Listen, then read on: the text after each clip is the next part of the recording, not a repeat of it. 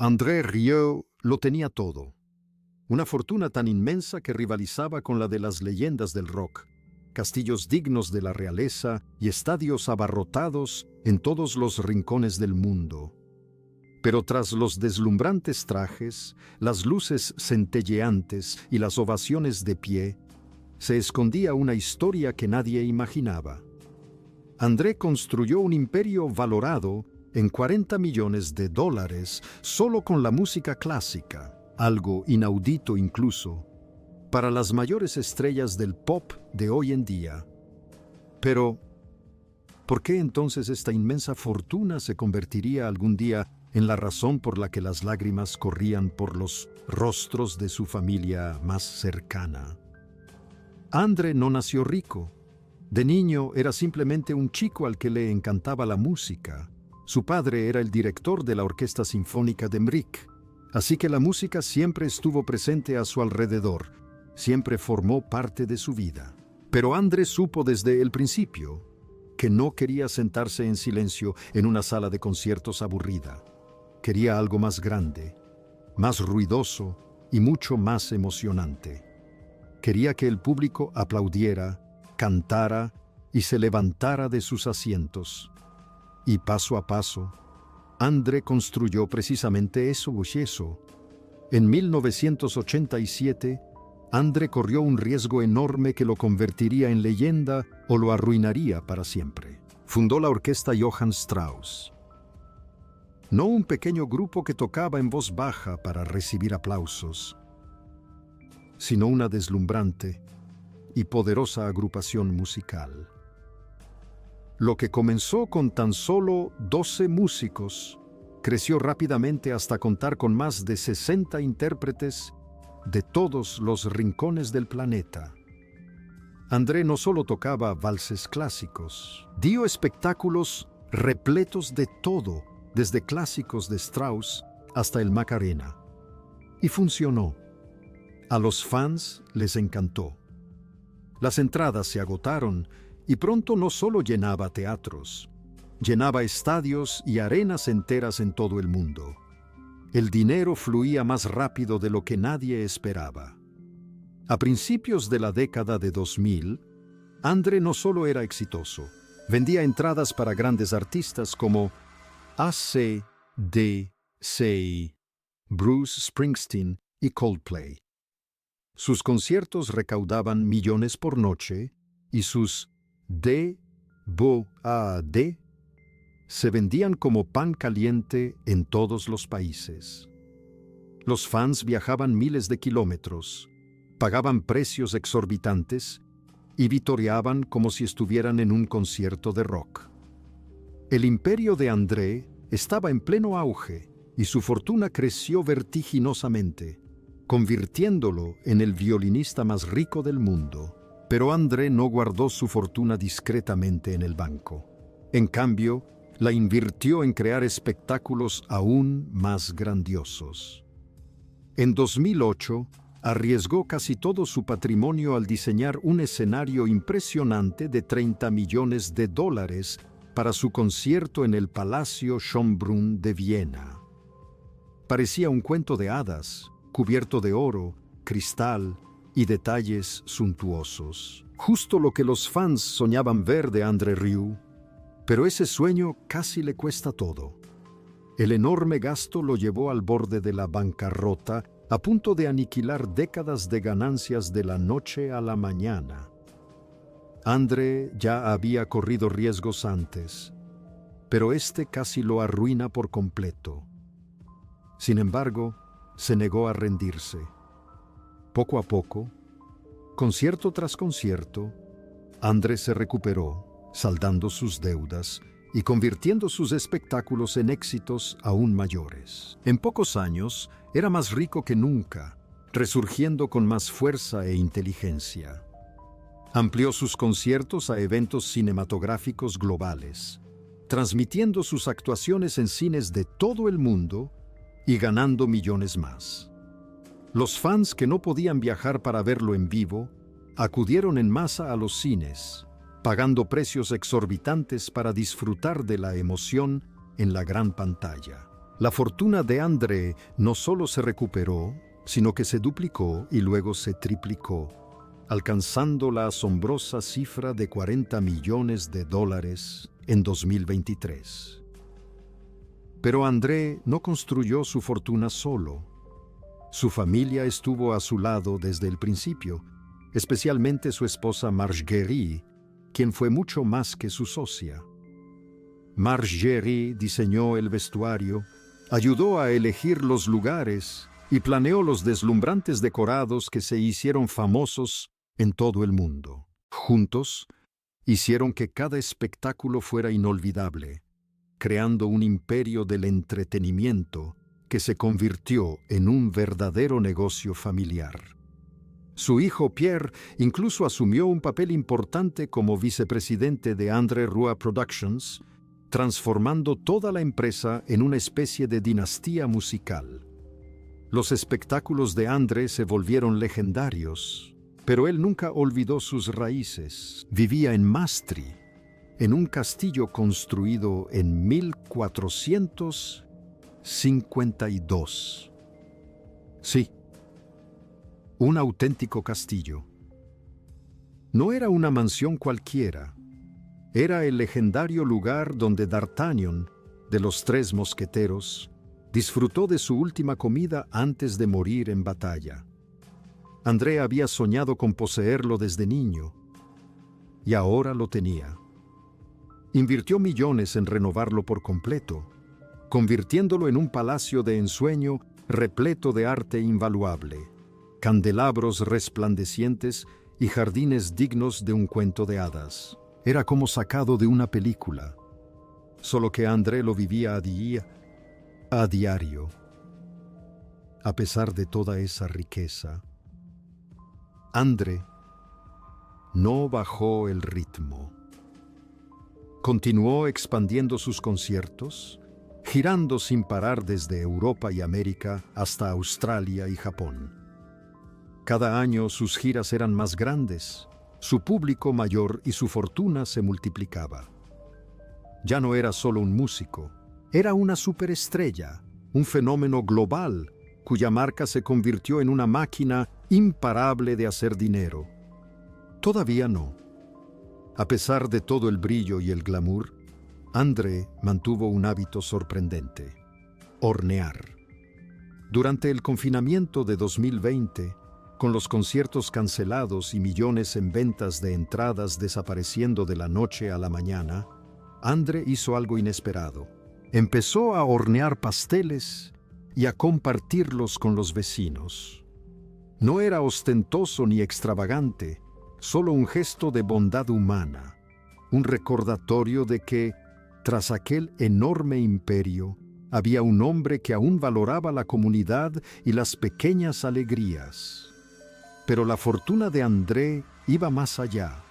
Su imperio dependía de que trabajara sin descanso. Y cuando enfermó en 2010 con una grave infección de oído, todo estuvo a punto de derrumbarse de nuevo. Los médicos estaban asombrados de que no se hubiera enfermado antes, dado lo exigente que era su agenda. Por primera vez, su familia comprendió la fragilidad de su fortuna. Todo lo que habían construido dependía por completo de la salud de André. Una enfermedad, una gira cancelada, podría costarles millones al instante. La presión era enorme, pero André se recuperó y siguió adelante, negándose a bajar el ritmo, decidido a que la música y el dinero siguieran fluyendo. Sin embargo, la tensión aumentaba. Mientras los fans veían a un sonriente André actuando sin esfuerzo entre bastidores, la familia luchaba por gestionar un imperio valorado en decenas de millones, enfrentándose a riesgos desconocidos. Cada espectáculo era una apuesta arriesgada, con un coste millonario en escenografía, recintos, discos y marketing. Cualquier fracaso podía ponerlo todo en peligro. André construyó DOT. Luego surgió otro secreto oculto. La fortuna de André no se limitaba a los conciertos. En secreto, había estado construyendo una enorme cartera inmobiliaria, invirtiendo millones en propiedades de lujo por toda Europa. Los fans conocían su castillo Mric, pero pocos se daban cuenta de la magnitud de su imperio inmobiliario. El castillo Mric no era una mansión cualquiera. Tenía una historia fascinante. Construido en 1452, perteneció a Charles de Batz Castelmore d'Artagnan, la persona real que inspiró al legendario mosquetero de los Tres Mosqueteros. Pero cuando André vio este lugar por primera vez, no era precisamente lujoso. Entró por primera vez con tan solo 6 años para tomar clases de piano. Y créanme, no fue amor a primera vista. El lugar era oscuro, ruinoso y un tanto espeluznante. Definitivamente no era el sitio donde uno se imagina viviendo su mejor vida. Décadas después, aquel viejo y tenebroso castillo se convirtió en el corazón del imperio de André, transformado de una ruina lúgubre en una increíble mansión de cuento de hadas. En su lujoso castillo, André se rodeó de lujos que la mayoría solo vemos en Netflix. Por ejemplo, su violín Stradivarius. No era un instrumento cualquiera. Fabricado por Antonio Stradivari en 1692, André lo compró en 2018 por la friolera de 7 millones de libras. Y este era su tercer Stradivarius. El tercero. El primero que tuvo, de 1667, fue una de las primeras piezas de Stradivari, pero era difícil de tocar. Aún así, André convirtió su sonido complejo en oro, grabando con él algunos de sus mejores álbumes y llegando a poseer varios violines multimillonarios. A André no solo le apasionaba la música, tocaba en una liga aparte. El lujoso estilo de vida de André no se limitaba a los instrumentos. Él controlaba cada detalle de sus conciertos, incluso la ropa que usaba su orquesta. Esos magníficos vestidos que lucían sus músicas, André los diseñaba personalmente. Inspirados en figuras históricas como la emperatriz Isabel de Austria, estos vestidos no eran ninguna broma. Costaban alrededor de 3.000 libras cada uno. Multiplica eso por las docenas de músicos en cada gira y empieza a tener sentido por qué André se enfrentó a la bancarrota por sus diseños escénicos. Sí, la bancarrota. ¿Recuerdan aquel escenario alucinante que creó para sus conciertos en Viena en 2008? Era una réplica exacta del Palacio de Schönbrunn, con fuentes, pistas de hielo auténticas, carruajes dorados y bailarines en salones de baile extravagantes. Suena épico, ¿verdad? Pero lo épico tiene un precio. André se gastó la friolera de 34 millones de libras en construirlo. No construyó solo uno. Construyó 3 escenarios distintos, con los que realizó giras por todo el mundo, gastando dinero a un ritmo vertiginoso. Era llamativo, era brillante, pero casi lo arruina. André terminó sentándose con el gerente de su banco para discutir qué podían embargar para saldar las enormes deudas. Sin embargo, de alguna manera, sobrevivió a aquella crisis y resurgió con más fuerza que nunca. Este hombre era imparable. ¿O no? En casa, todo parecía tranquilo, cómodo, incluso normal. Al menos tan normal como podía ser la vida dentro de un castillo de verdad. André estaba casado con Marge Gary desde 1975 y juntos tenían 2 hijos, Marc y Pierre. Sus fotos familiares colgaban con orgullo en las paredes del castillo. Recuerdos de tiempos más sencillos cuando André apenas comenzaba. Pero ahora incluso su familia desempeñaba un papel fundamental en su imperio. Marsh Gary escribía los libretos de sus conciertos, añadiendo letra a la música que conmovía a millones de personas en todo el mundo. Pierre, su hijo menor, asumió un papel protagónico, convirtiéndose en vicepresidente de André Rieu Productions. Las cenas familiares podían parecer simples reuniones, pero en realidad eran reuniones de negocios disfrazadas, donde se mezclaban los asuntos familiares en cada comida. Sin embargo, bajo todo ese estilo de vida ostentoso y los deliciosos postres, la infancia de André no fue precisamente feliz. Crecer en una casa pequeña y abarrotada en MRI con 5 hermanos no fue fácil. Su padre era director de orquesta, pero no le demostraba mucho afecto. Su madre era aún más estricta. André creía que estaban celosos de su talento natural, porque a las pocas semanas de empezar a tocar el violín, a los 5 años, ya tocaba maravillosamente.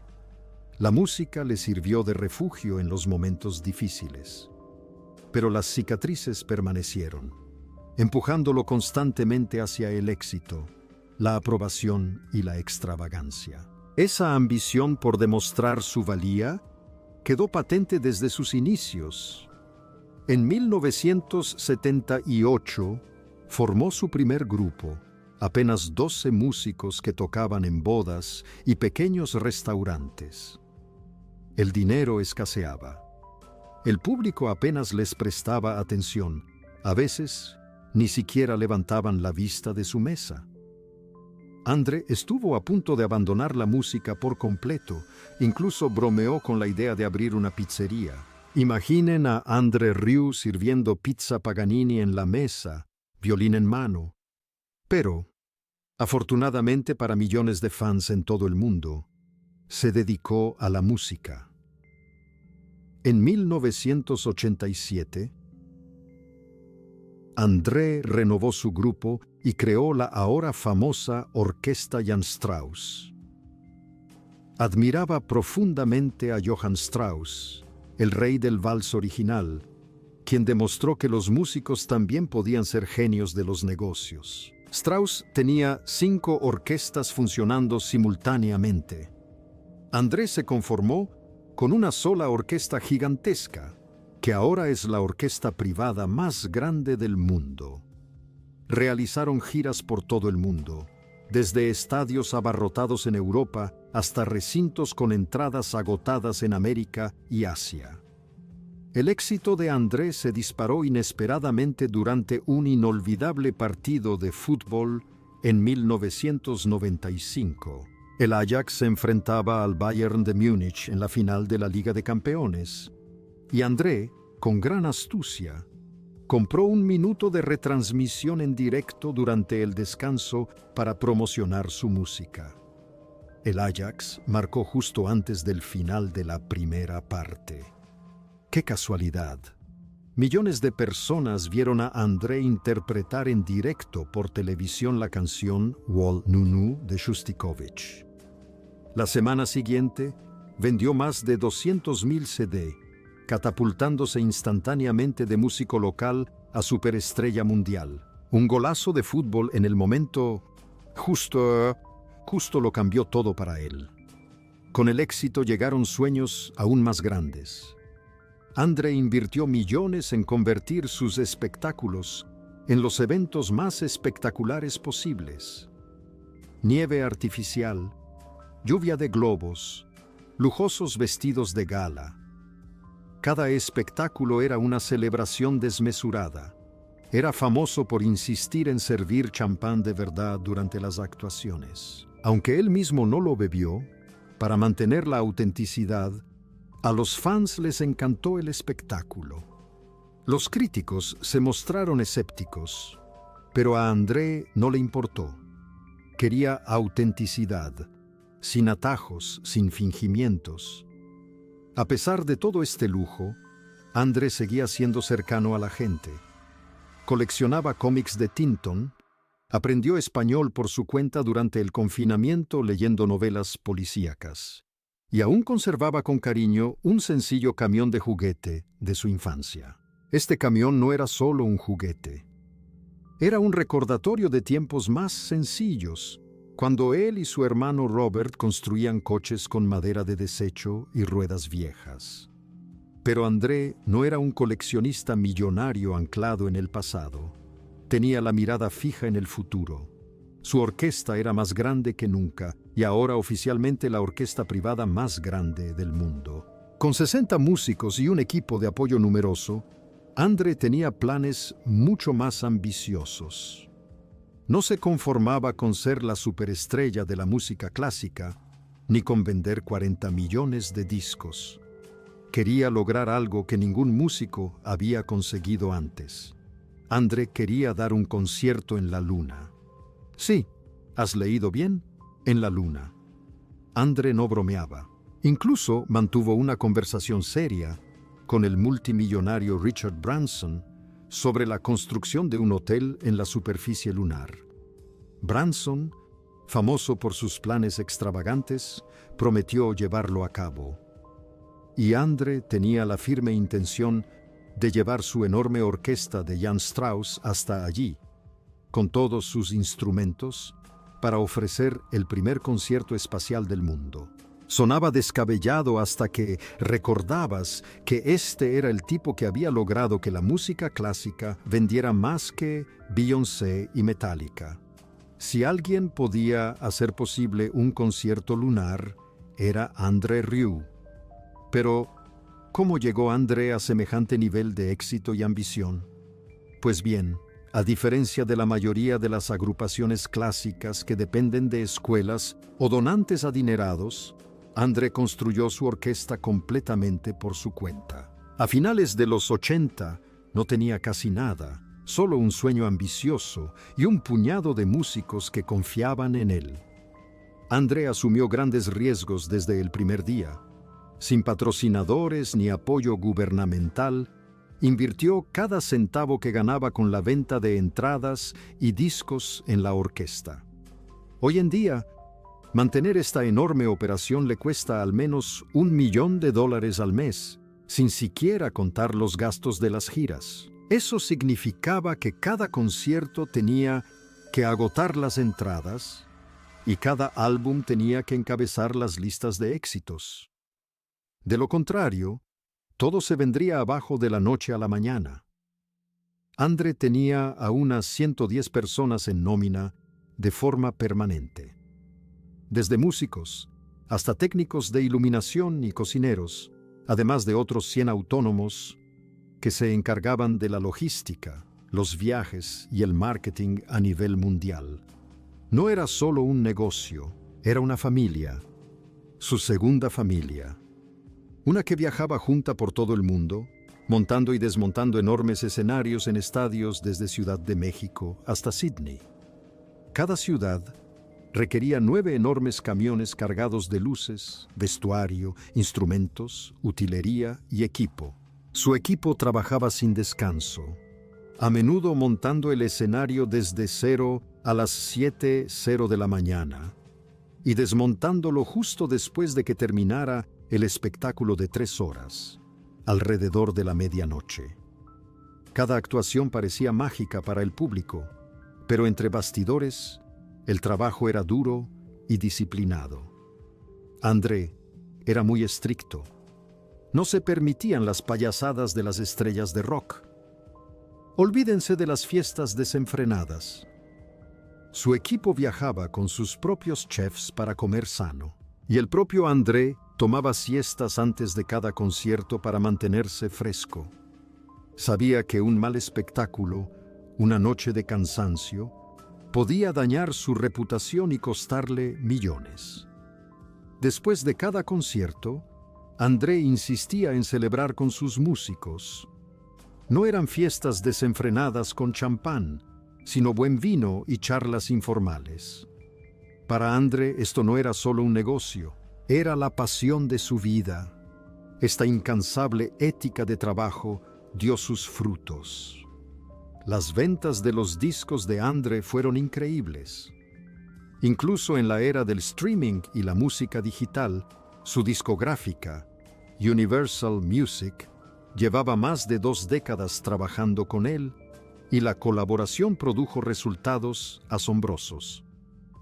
En 20 años, André vendió más de 40 millones de discos en todo el mundo, cifras generalmente reservadas para estrellas del pop, no para violinistas. Y a pesar de las predicciones de que los DVD estaban acabados, los fans de André seguían comprando millones cada año, especialmente los grabados durante sus legendarios conciertos de verano en Maastricht.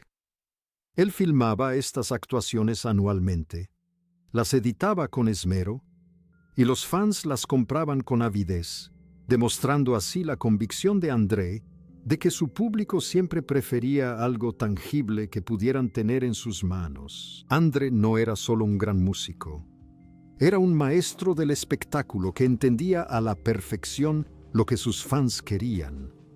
Solía producir álbumes temáticos, como su famosa colección de bandas sonoras de películas, que incluía grandes éxitos como My Heart Will Go On.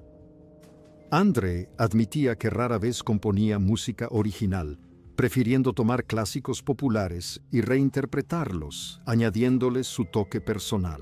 Esta fórmula nunca falló. Cada álbum se convirtió en un éxito de ventas, impulsando su imperio y asegurando que cada músico y miembro del equipo cobrara puntualmente cada mes. Punto. Pero mantener un éxito de esta magnitud no fue fácil. André se enfrentó constantemente a una enorme presión para seguir llenando estadios y vendiendo discos. Sin donantes ni patrocinadores, cada decisión que tomaba conllevaba enormes riesgos. No podía permitirse bajar el ritmo ni siquiera durante una pandemia mundial. Cuando se suspendieron los conciertos, André cambió de estrategia. Horneaba pasteles para sus vecinos y su comunidad, manteniendo el ánimo en alto y el contacto con la gente. Aprovechó el tiempo libre para planificar proyectos aún mayores, como la ambiciosa proyección de una película para celebrar su 75 cumpleaños en 2025, bajo el título El sueño continúa. El evento presentó actuaciones nunca antes vistas de las giras mundiales de André, proyectadas en cines de todo el mundo. Fue una gran celebración de su increíble trayectoria vital. Desde un niño soñando en Múnich hasta un ícono mundial adorado por millones, André nunca ocultó el secreto de su increíble ascenso: trabajo duro, disciplina y la valentía de asumir riesgos que nadie más se atrevió a correr.